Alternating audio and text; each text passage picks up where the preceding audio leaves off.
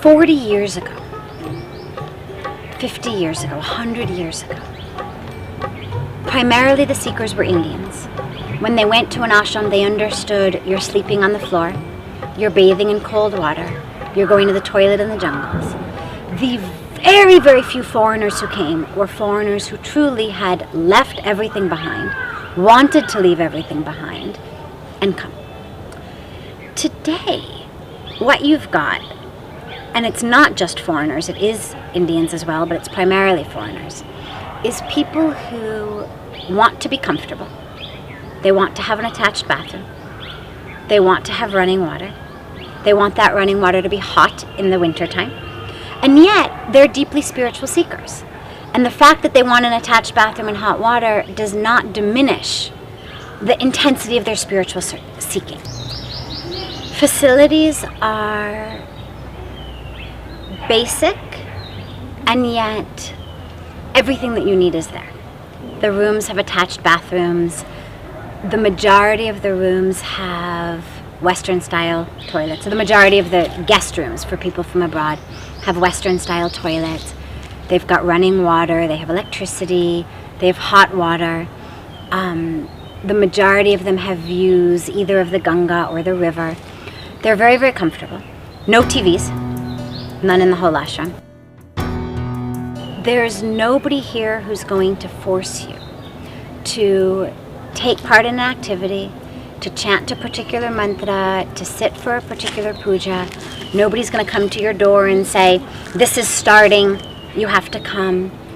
We encourage people to engage in spiritual activities. Now, those may vary.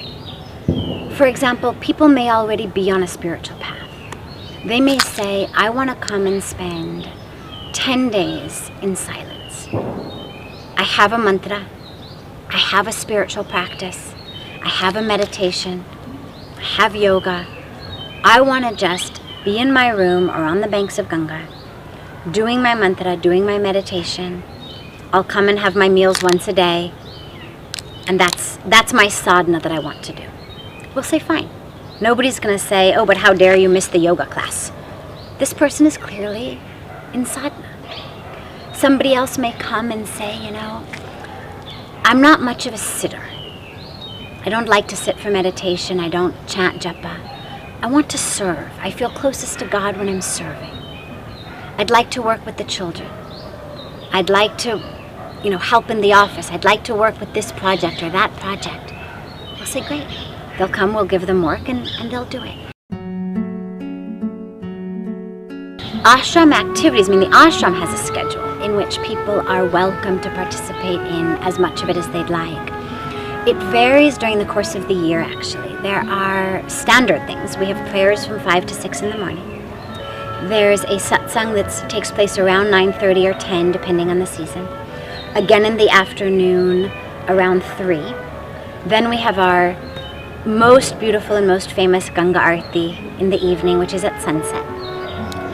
That we encourage everybody to take part in. It's phenomenal. We also have many yoga classes and meditation classes that vary during the course of the year depending on what course is running at that time, what classes are running, what teachers here. But again, if somebody comes and they say, I'd like to be on a spiritual path, but I don't know where to begin, we would encourage that person, go to these classes, go to these satsang, take this, participate in the arti, participate in yagna, come and meet with Puja Swamiji, you can get some guidance. Swamiji's goal is to reach out and to touch people, literally, as many people from as many walks of life as he can. Touch them with what? Touch them with God. Not with making them disciples, not with making them sign on a dotted line, not with making them part of a particular organization. We have no membership. We have not. The people will call and they'll say, I want to become a member. We don't have membership. Come and you're a member. Come be with us and now you're with us. When it was built, it was in the middle of the forest. So at its heart and soul, it is an ashram in the middle of the forest.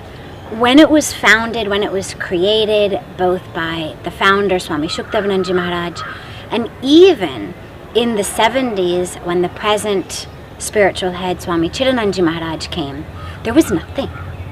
It was jungle. I mean, Swamiji talks about when he comes, it was snakes and scorpions, and how you had to sleep with your shawl literally underneath your feet because the scorpions would fall on you in the night. So the city of Rishikesh has boomed around the ashram.